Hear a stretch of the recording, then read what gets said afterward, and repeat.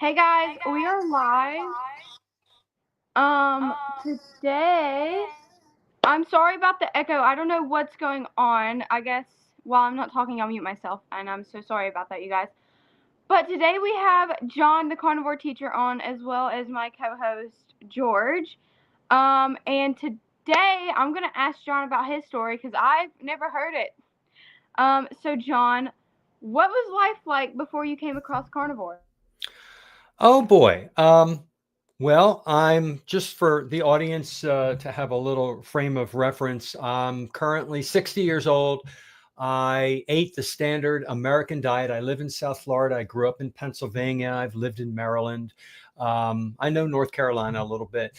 I ate the standard American diet my whole life. I grew up Italian American. We ate a lot of pasta, a lot of bread, and I was fine, but I was putting on weight in my teens and 20s.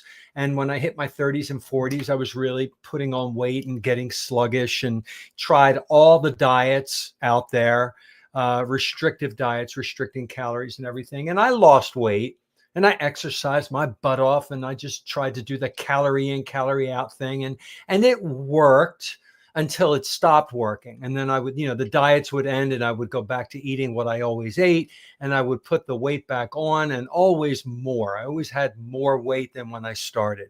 So I started getting lower back pain in my late 20s that never went away. It would get worse and then kind of subside a little bit. It was always there for decades.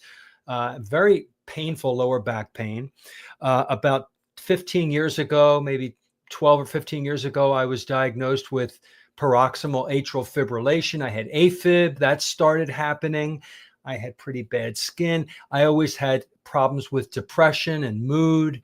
The list goes on and on. So what I did is I heard about this diet called keto.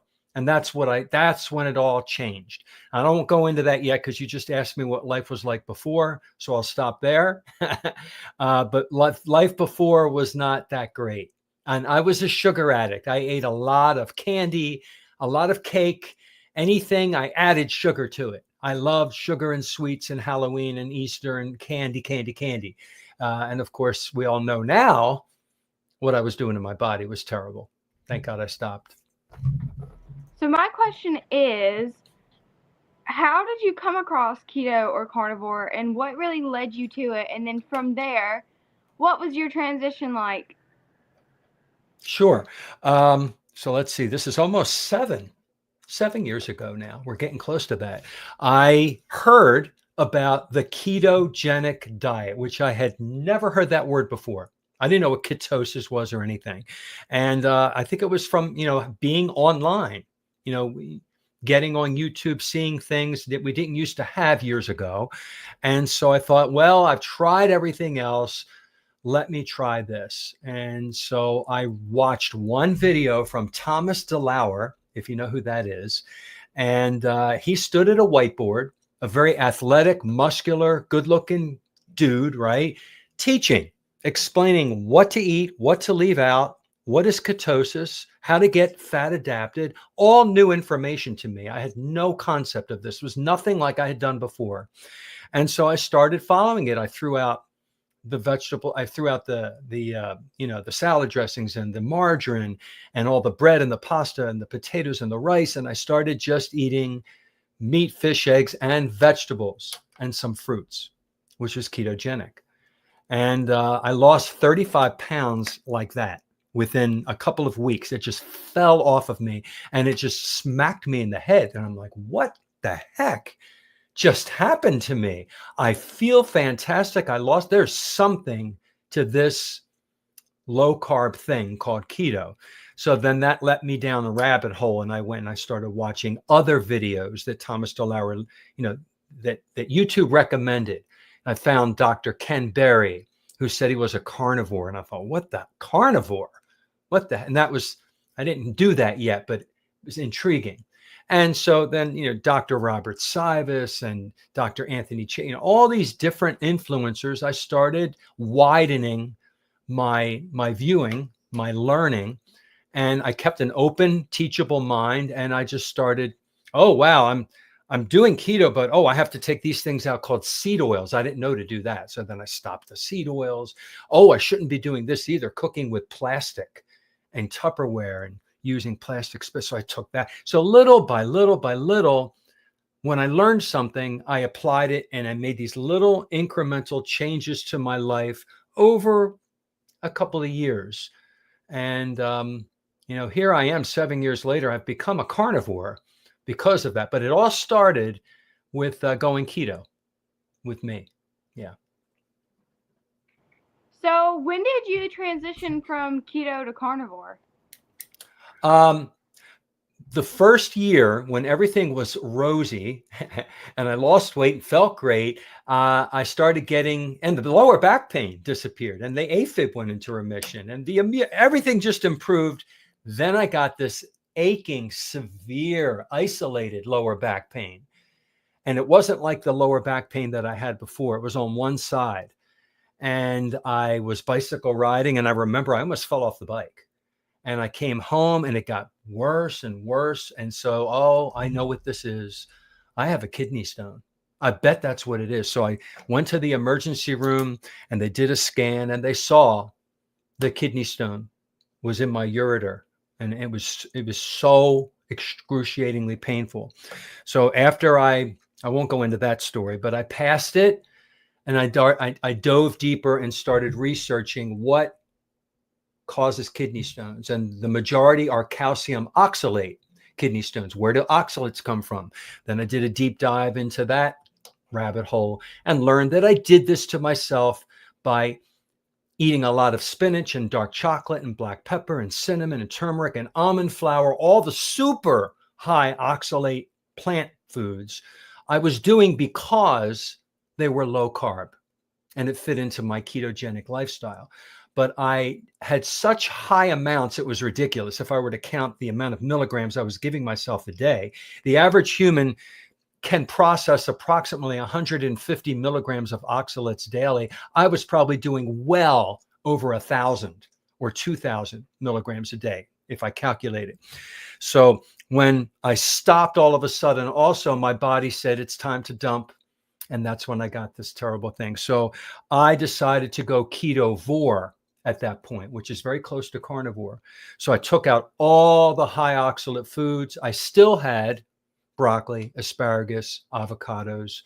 I still drank coffee and tea, but I took out the bulk of what was causing my problems. And then about a year later, after feeling miraculous and even better than I did on keto, I thought, well, I'm so close to carnivore. Dr. Chafee and all these other influencers are like, carnivore is the way to go because plant toxins are not. I learned about the other plant toxins, not just oxalates. I learned about lectins and phytates, saponins, salicylates, histamines, all the other ones. And I thought, I'm almost there. Let's just take out the remaining amount. And I just pulled out the rest of the vegetables and I stopped eating fruit. So it's going on 3 years now. I've been a full carnivore. I would say 95 to 98% carnivore. I have a little bit of mustard sometimes nowadays with my hamburger. And that's about it.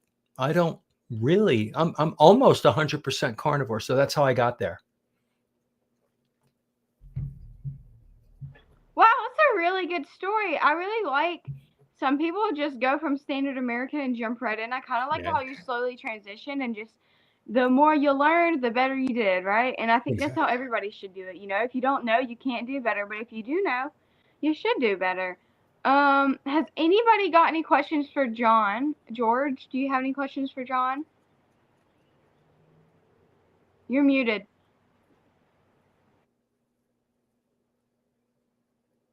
Okay, so I'm unmuted now. I'm still a newbie at this. Okay, so yeah, what I'd like to talk about is really John's work on his channel. Now, you and I work once a week together on Sunday School Carnival, which is great. But you also do daily these wonderful shorts, which are about 5 minutes long. And you've basically got a really good scientific library which people can refer to learn about plant toxins, the role of micronutrients in the body.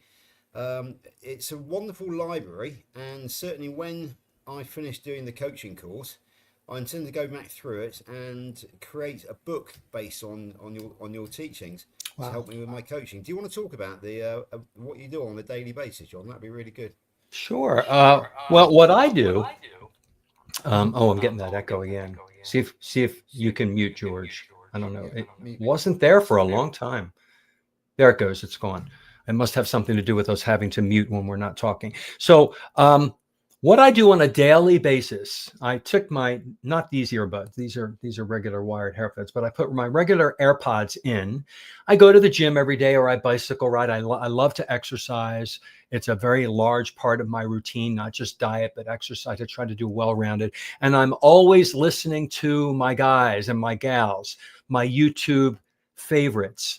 And I'll listen to Casey Ruff interviews and Dave Mack interviews and Anthony Chafee and just all the people that are my influencers. And the list is long. I can't even get to all of them, but I listen to them while I'm doing things, cleaning the house, cutting the lawn, raking the palm fronds and the leaves, lifting at the gym, running, high intensity, everything. I'm always having my earbuds in. And when I'm in the car, my phone is with me and it's connected to my car, and I'm just always listening. It's constant. And I get these ideas from these people, and I pause. I take my phone, I go into my notes, and I have an idea and I just say it so that I'll forget it if I don't do it. And I start accumulating a list of ideas to make videos about, teaching videos. For my audience, those of you who don't know me, I am a retired middle school teacher. I taught for 34 years, 6th, 7th, and 8th graders. So I'm used to making lessons. So I get these ideas. I sit down and I do research on the idea and come up with a template for a 5 to 7 minute teaching video. And then I make the video with my research, and I always supply resources in my YouTube links. And that's how that came about. So I do them in one sitting. I'll do 5 or 7 of them in one sitting with the same shirt. And then each day I open one up and I edit it. And in my Apple laptop here, I use Final Cut Pro, I use GarageBand, I use PowerPoint, I use all the programs that I used to teach in school. I used to teach video production. My green screen, my microphone, all that, my light box. I have everything lined up so that I am applying what I used to teach, and I'm using it for my YouTube channel. So yeah, I've accumulated library. I have mini series. The one I just finished, well, it's still coming out though, but I finished it, was on minerals. I've done mini series on plant toxins. These ideas that I get from the experts, the pros, the doctors, the nutritionists. I have epiphanies, something that changed my life or made me say, oh my gosh, aha, I understand that now. I can't keep it to myself. The teacher in me has to share it. So that's why I created my YouTube channel, and that's what I do on my YouTube channel, as well as interviews like this. Just a random question. Since you're in Florida, are you going to be at Hack Your Health in November? I am. I bought my ticket a long time ago after the last one. So I'll be there. Am I going to see you there? Yeah. Great. Aaliyah, wonderful. I'll look for you. What's your average eating in a day? Okay. It's really simple. And that's the beauty of the carnivore way of eating. It's extremely simple and very affordable. I have stocked in my big freezer in the garage and my freezer in the refrigerator in the kitchen. I have lots of ground beef. I buy whatever's on sale at my local grocery store. And sometimes ribeyes are on sale. Sometimes New York strip is on sale. Around the holidays, prime rib, instead of $110 for a big prime rib, they're on sale for $45. I buy 3 or 4 of those and throw them in the freezer. So I'll take them out 3 days in advance so they're thawing slowly. And I dry brine a steak with salt, put it in my refrigerator for 24 hours. And then that goes on either the Traeger grill, or I have a Bighorn propane grill. And I eat steak every night for dinner, or hamburger. And that's it. No vegetables, no sides, nothing. And I even got for my birthday, instead of eating on a plate, I have a cutting board plate. It's made out of wood. It has little things to put your fork and your spoon. And I just like eating off of wood and cutting with sharp knives and a big fork. And I love eating. So every night it's some kind of steak or meat. It could be lamb. I love lamb steaks, lamb shoulder, lamb chops, lamb loins. My first meal of the day is always eggs. I know that you love your eggs. You mentioned that yesterday. You have way more than I do. So I buy pasture raised eggs. I don't care how much they cost. It's worth it. If I can't afford it, I won't buy them. I'm not going to buy the cheap crap. So I have 4 to 6 eggs and sometimes 2 extra egg yolks. And I'll either make an omelet, or I just cook them over easy so the egg yolk breaks into my ground beef or leftover steak from the night before. Or I save all the bones from every meal that I have in bags in the freezer. I make bone broth in the crock pot. 48 hours, 2 long days, slow cooking. I have them in glass jars in the refrigerator, and I'll make a bone broth soup, which is what I'm going to have today after this interview. I eat between 10 and 11 o'clock Eastern time. And I put the bone broth in. I let the bone broth cook my eggs. I throw in either ground beef or cut up meat. We had beef ribs last night that we slow cooked on the Traeger. Phenomenal. I'm going to cut that up and put that in there. So it's always a ruminant meat, whether it's ground beef, pork. I don't do a lot of pork, by the way. I love pork, but I try to keep that to the minimum. Pork. And I used to do a lot of poultry. I keep that to the minimum just because I feel better on ruminant meats.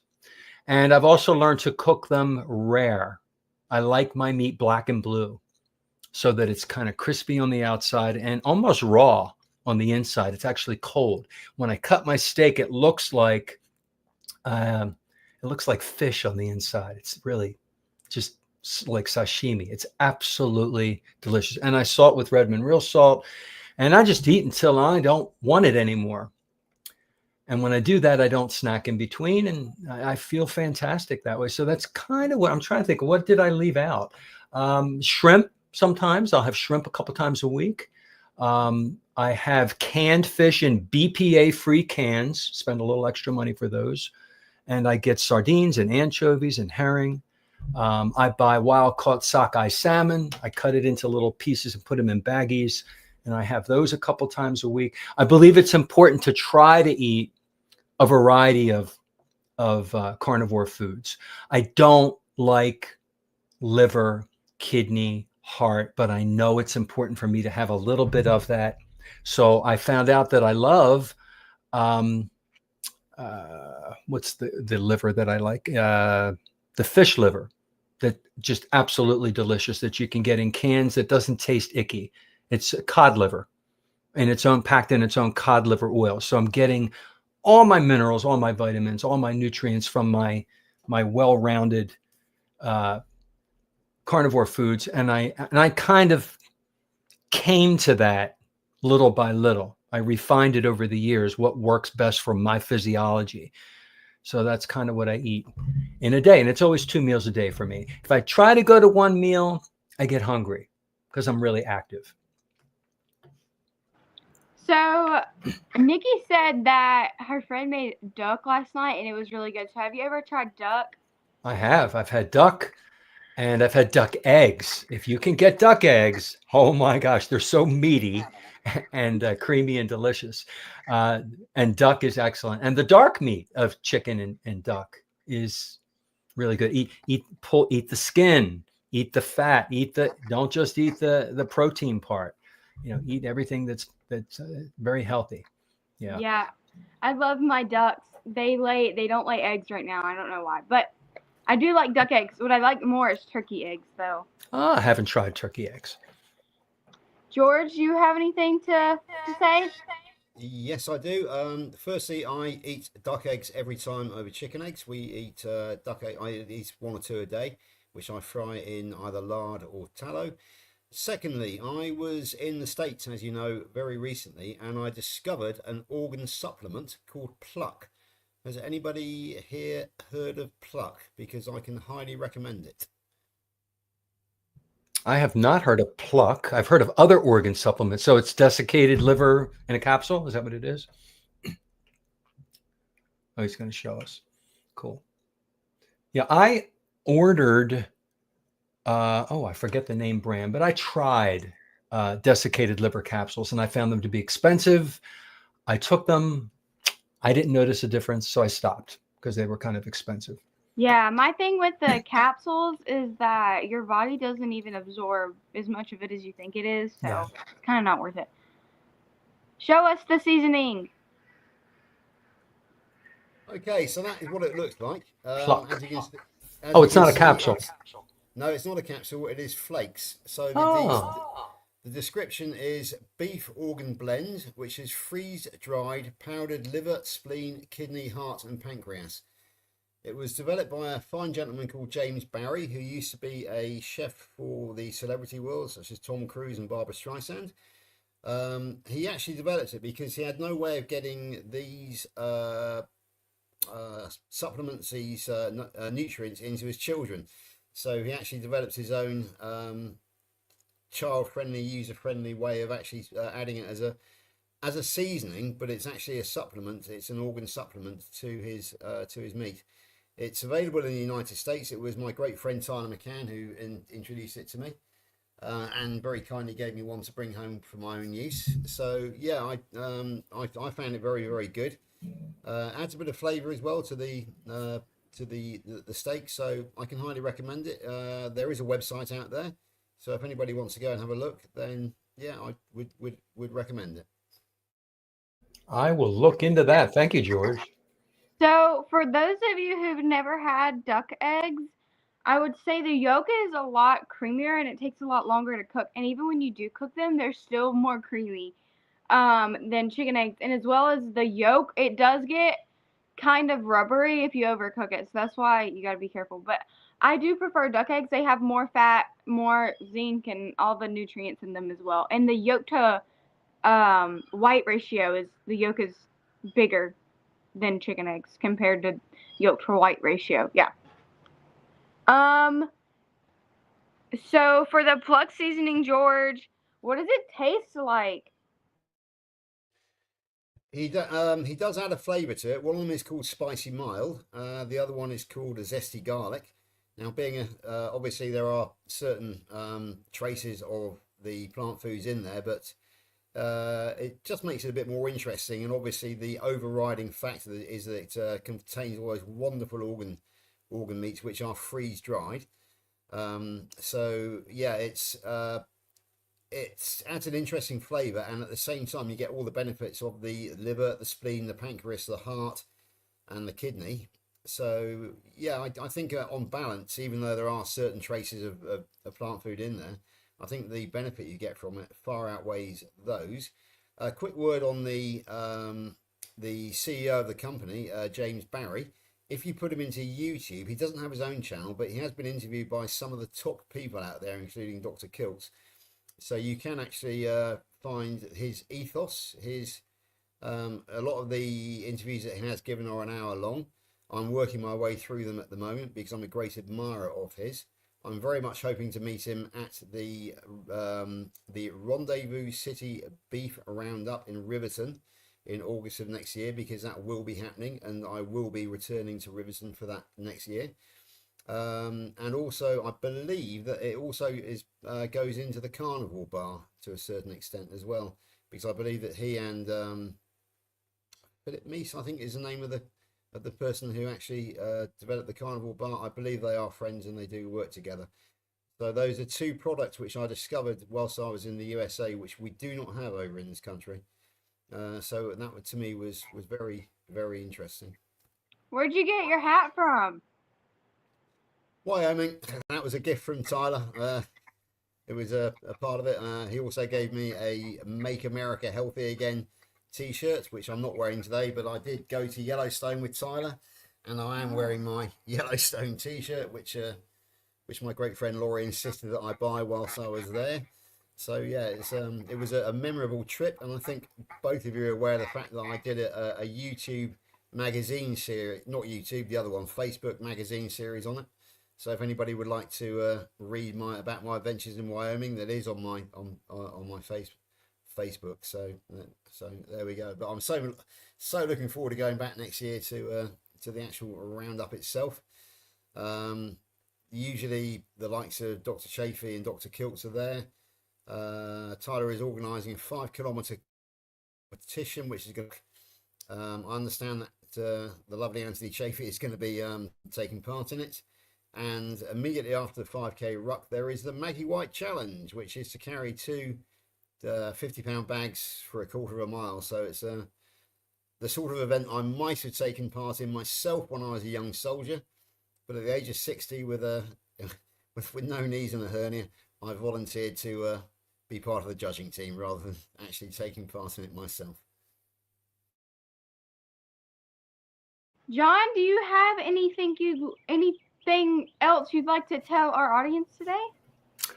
When we were discussing going carnivore, and you mentioned that you thought it was interesting that I went into it slowly through stages. When people ask me how to start, I do recommend that there's two ways. And there's the, jump in the pool, cut everything out, dive right in and just do it way, because some people's personality is wired that way and that's how they do it. But most people don't do that. They put their foot in the water, they test the temperature. And I do believe it's healthier to ease into it because your body gets shocked. Your body's used to all the sugar, all the carbs, all the plant toxins, all the oxalates, all the seed oils. And when you just drastically and abruptly cease everything, the body will go through a major shock and withdrawal and oxalate dumping and other issues, electrolyte massive imbalancing. So I think that a lot of people have fell into it like I did. I didn't know what the heck I was doing, but if I had to do it with all the knowledge I have today, I would do it exactly the way I did it.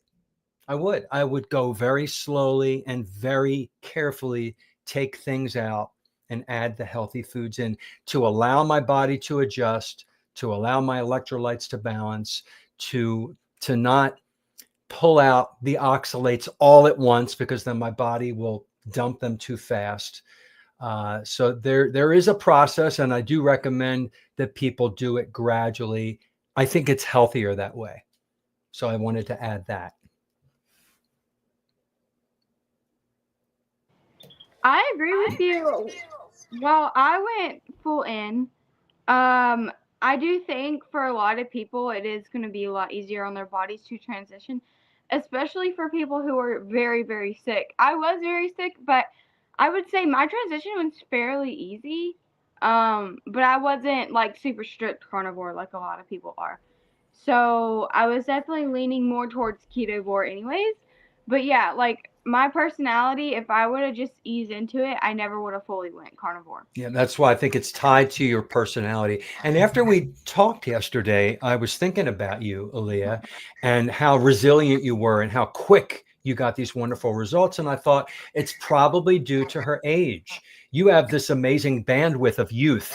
Mm-hmm. And your body was able to repair much faster. Someone who's older, who has a lot of migraines and PCOS and any of the other issues that you mentioned, it might take a lot longer because of their age, if they're in their 40s or 50s or 60s. So this is very individual. Nobody can say to another person, you have to do it this way. This is the way to do it. We all have to find our own way. There's some basic principles we follow, but everybody's body chemistry allows for a different application to work optimally. Yeah, let's talk about your book. So, where can you buy it? What's the name of it? And what is the material in it? Okay. It's called The Carnivore Teacher. I just decided to name it after me to make it easily searchable. And like your book, I published it on Amazon, but I also used this microphone and I recorded my voice and Audible. So you can go to Amazon or Audible and get the Audible version of it. It's a small paperback, and I'm currently working on another book called Processed to Death, which is going to be a lot longer and have more details and be all about the industry of big pharma, big food, and processed food. But this one is just your basics. Just what is carnivore?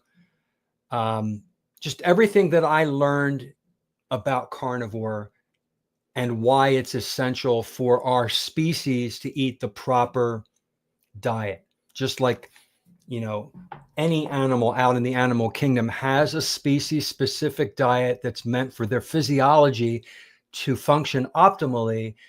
Human beings have that as well. And we don't realize that with all the crap that's out in the grocery stores, all the junk food and all the and that kind of leads me to my second book, the ultra processed food. So it's just a guidebook on why the carnivore diet is the proper human diet and how to transition to it. So it's not a big book, but I had to get it out. And like you, I went through the process. I made all the mistakes and tried everything. So now I know what I'm doing. I'm really excited. I'm working on my second book.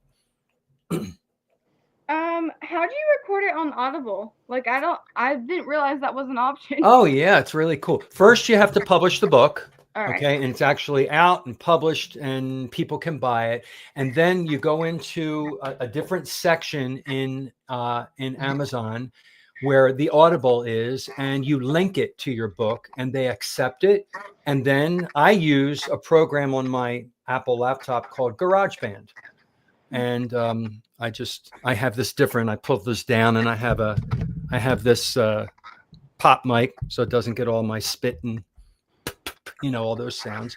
And I adjust my levels, and I pull my chapter up on my screen here, and I read chapter by chapter, and I make mistakes. So then you have to go in and edit your mistakes. So I edit all my mistakes out, export the final copy. I put it in a folder, and I do chapter by chapter. And this second book I'm doing it while I'm writing the chapters. The first book, I did it all afterwards, and it was very cumbersome to read the whole thing. So now, as I write a chapter, I come into my studio and I record the chapter, and I start filling my folders up to the point where it's time to publish. That sounds very lovely. I want you guys, any comments, questions, rude remarks you have for John, please put them in the comments so that we can go over them. I'm kind of going to scroll up and just see what George said. So George said that James Barry is the CEO of Pluck. He doesn't have a YouTube channel, but he does give interviews. Where does he give the interviews at? Yeah, basically, if you just go onto YouTube and put in search YouTube, put in James Barry Chef or James Barry Chef or James Barry Carnivore Diet, and it will bring up several hour-long interviews, including one with Dr. Kilt, which I'm watching at the moment, and others on some mainstream news channels as well, because he was quite a famous chef in his time, but he prefers now to have the more family orientated lifestyle of running his own company. So, and he talks about his ethos and where it all came from. And yeah, I would highly recommend going and finding James, because it's a really good, I think it's a really good product, because it gives you all the benefits of organ meat without having to face actually eating organ meat, if you know what I mean. I mean, I do love organs, but I know there are some people out there who can't handle liver or kidney or anything else. And of course, you also get the pancreas and the spleen, which are never actually on for sale. So you get the entire benefits of the pluck. Now, I don't know if anybody has heard the word pluck before. I never heard it until I was researching haggis a couple of years ago. And the pluck is actually the entire entrails of the animal. And they actually use the pluck in haggis making. It was the first time ever I'd heard the term pluck, other than plucking a chicken, for example. So yeah, the word pluck actually refers to the entire entrails of an animal, which is reflected in the name pluck, which means that they use the less well known ones, such as the pancreas, the spleen, and everything else. So yeah, you get the full benefit of the, as James himself calls it, the nose to tail eating. He's a great believer in the regenerative farming. He only uses, this is really interesting, he only uses 100% grass fed animals in the actual creation of pluck. He's very, very specific about that. So, yeah, that's a very reassuring thing as well. So, yeah, that's a bit of, I do sort of know James now. I have spoken to him on the telephone via Tyler. So, yeah, I can highly recommend it. It's really good. Thanks, George. I just pulled the website up, Pluck, and I'm going to order this for sure. That's great. Kind of excited. I love learning. I love getting new information, things I don't know yet. This is perfect. I'd love to order them. I will go look later. Um, Steph said that John's book is a must read. So, you guys, if you're watching this and you're wondering what's inside of John's book, you got to go buy it. So just go on Amazon, search up the Carnivore Teacher, and it'll pop right up. I assure you. Um, yeah. Yeah, quick word on that. I know that Steph originally listened to John's book on Audible in all of one sitting, so she was yeah, very impressed. And I believe she has the book now, but she listened to it on Audible first. So yeah, I highly recommend it in both forms. Really, I had John's book, which I read, but so then we had the Great British Meetup in aid of healing humanity back in the summer. So once I'd given it one careful read, it went into the raffle. So it went out. It went into the raffle as part of the Healing Humanity funding. So it's gone to a good home, and the proceeds from that are shortly going to be transferred across to Healing Humanity to help with the editing and the production of the film. So, John, you did your bit there as well. So that's thank you, my friend. I'm honored. I will say I'm with Amy too. I surprisingly I didn't know that the word pluck actually meant the entrails either. And now kind of thinking about it, it's kind of a little bit gross, but it's also kind of not, it's like very descriptive of what the product actually is. Um and I'm excited. I'm going to go see if I can buy some if I can afford it maybe. um have you guys tried the carnivore bars? Like the brand carnivore bar? I have not yet. How about you, George? You have? Yes, I have one sat in my fridge at the moment, which came back to me from the US of A. Tyler very kindly gave me two, and I had one whilst I was over there.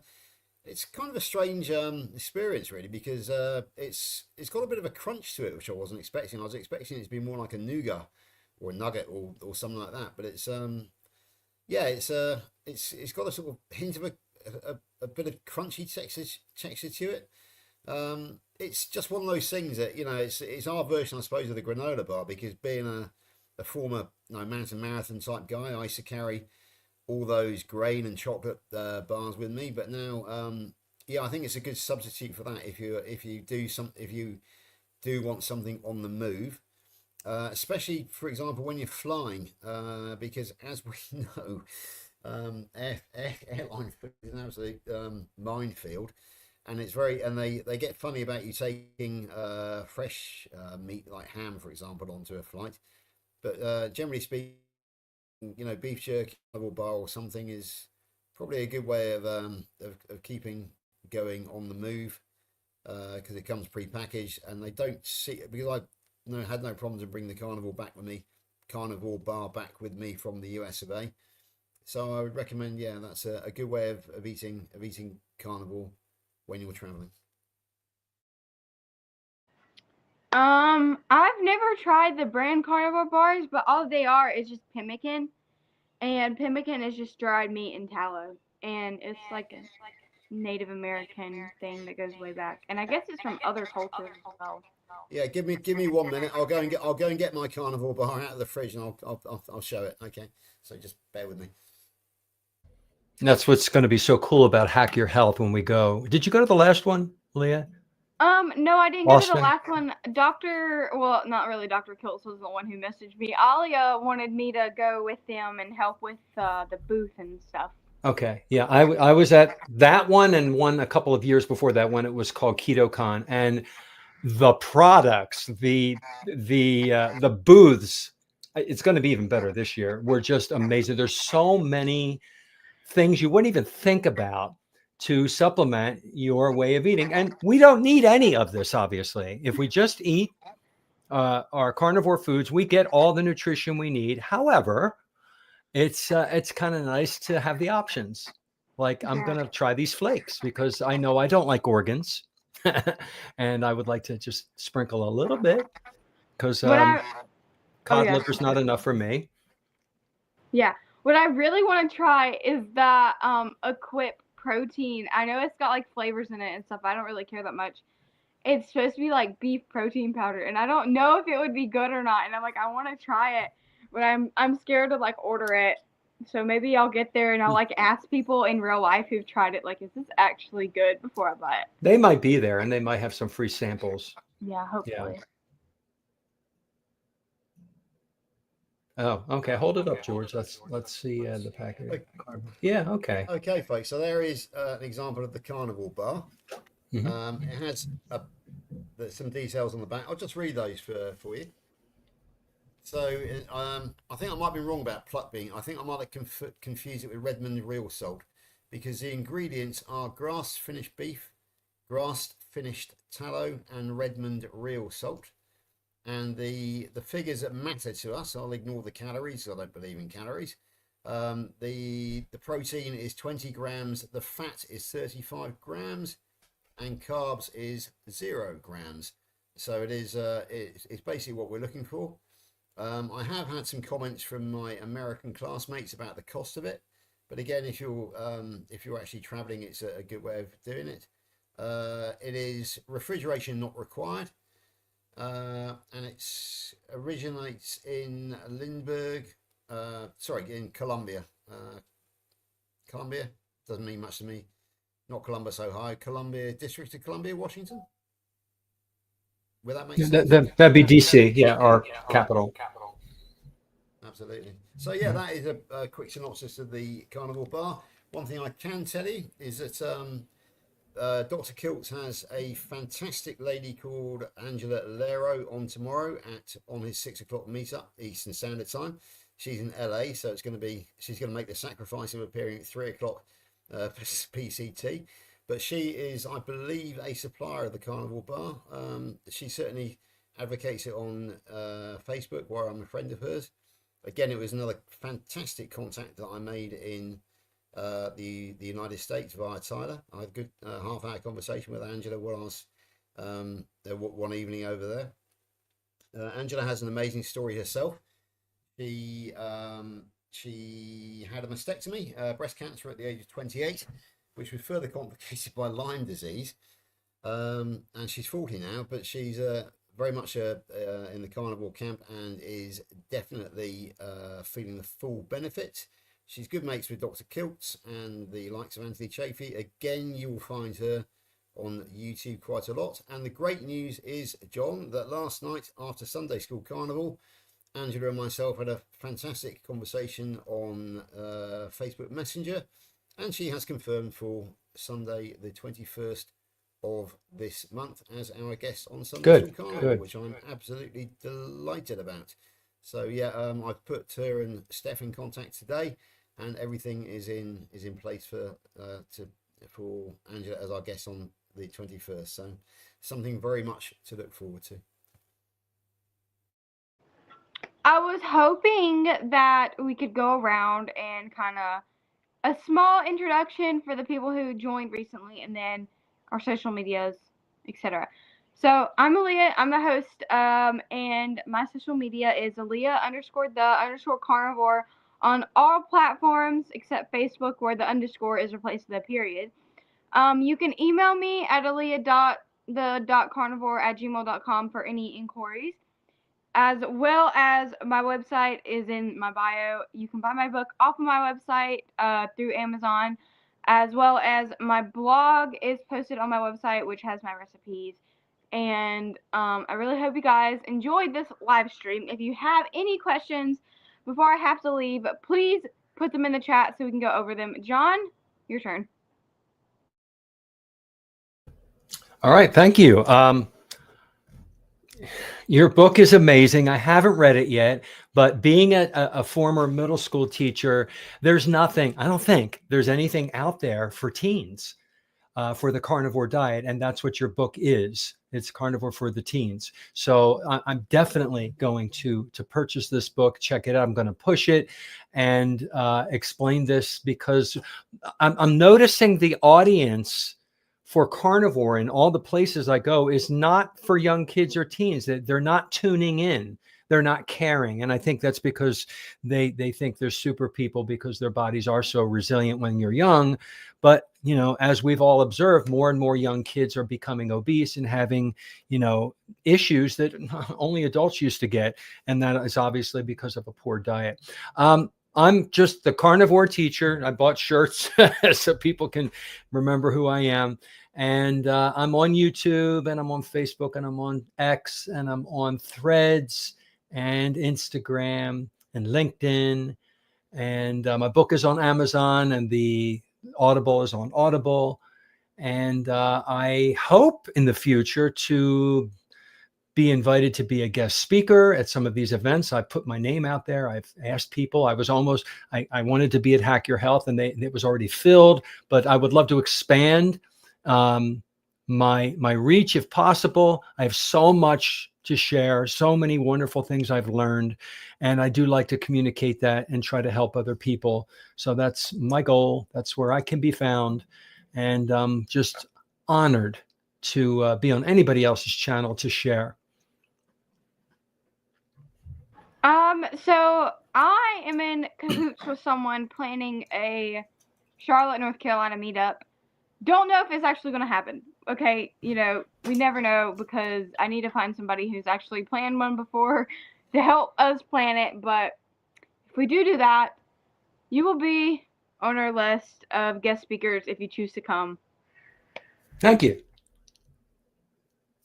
George, your turn. Yeah, the first thing to say, Ali, is I myself have organised a meetup in the past. So I'm always willing to help, as has Steph and various members of our class. I'm sure that there are plenty of organisers out there who will help you from the United States. You know, I'm sure that Kerry himself would give a hand, or Adam Lacey, or somebody like that who is used to doing it. Yeah, so quick word about myself. My name is George Goodenough. I am your 60-year-old carnivore friend as of last Tuesday. I am based in Bridgewater in the county of Somerset in England. I do have a YouTube channel, which is George Goodenough 823. However, it is a one-take wonder channel at the moment because I have very little YouTube skills. I'm not really familiar with StreamYard other than as a guest. I don't know how to make a thumbnail at the moment, and I don't know how to edit. However, for my birthday, my wonderful stepdaughter bought me this book, which is basically how to become a YouTube influencer. Now, at the moment, most of my time is taken up with organising meetups and doing the kilt coaching course with you, Alia, and with various other people, many of whom are in the friends today. So once that is safely secured by the end of September, then my project for October will be to actually develop my YouTube channel. I certainly will be looking for guests on it. I have already secured 2 definites, one of whom is Dawn, Life After 60 Resting Witch Face over in California. She was a guest on Sunday School Carnivore Bacalog. Fantastic lady. And also Tyler McCann, who is my friend over in Wyoming, and I'll be interviewing him once a month. We will be getting the news from Wyoming, how the progress is coming along for next year, and it's looking very good at the moment, I must say. So other than YouTube, I'm specialising in Facebook at the moment, because I'm a frustrated journalist. I do have a good command of the English language, and I'm doing basically some series in magazine form, which I know many people have written, talking about health, but it won't be just on that. It will be on other points of interest as well. I, like John, am also a member of LinkedIn. I keep on forgetting that one because it's not one which I use very much. Though Stephanie and myself, we're on LinkedIn, and we do follow each other on LinkedIn. I don't do TikTok Instagram or X, because I'm quite happy with what I've got. I do WhatsApp. I do have WhatsApp contacts throughout the carnivore world, and especially we have our own class one, Alia, which we are on every day, as you know. It is a massive support group. I think we're up to 40 members now, and that is 2/3 of the class that started with us on July the 1st, and we are a great source of inspiration. What else can I tell you about myself? Yeah, obviously I was a type 2 diabetic who weighed 293 pounds. I'm no longer type 2 diabetic. At my lowest weight, I was 168 pounds, but because of changing my circumstances now, which has basically meant I've given up the day job, and I'm now a full-time carnivore. What's the word I'm looking for? But full-time carnivore, full-time member of Team Carnivore, which I'm funding through a bit of savings and through my military pension, which I picked up at the age of 60. I'm just waiting on the first payment now. So I'm trying to find a way of working from home and trying to get a few income streams, maybe from teaching, because I'm a teacher of English as a foreign language, fully qualified. Maybe some coaching. Maybe actually, if I'm any good at YouTube, maybe I can get a small income stream from YouTube. Event organisation outside of carnivore. Maybe if we're good at organising events within carnivore, we can take that to the commercial world of weddings, conferences, christenings, etc., etc. So yeah, I have this desk which I'm now sat at. I have a computer which I'm talking on. I have an office which you can see behind me. I have an accountant, a lovely young lady who is a former comrade of mine from the army, who has volunteered to help me out. And I have a head full of dreams. Now the question is, can I make those dreams reality? But being carnivore with a positive mindset and being a follower of Dr. Kiltz, who believes you should have faith, because if you have faith, you can turn these dreams into reality. Then yeah, that is my hope to do that. So I intend to be around a lot in the carnivore world. I am working very closely with my American friends at the moment, and so yeah, that is me. 100% team carnivore, shall we say? But I'll end it there and hand it back to you, Alia. So I've only got a couple minutes before I have to leave. I will have to leave early, so maybe like in 3 minutes. If you guys have any questions, we can do like a speed round, but I'm not seeing many questions today. So, John, you have anything you'd like to help us end on?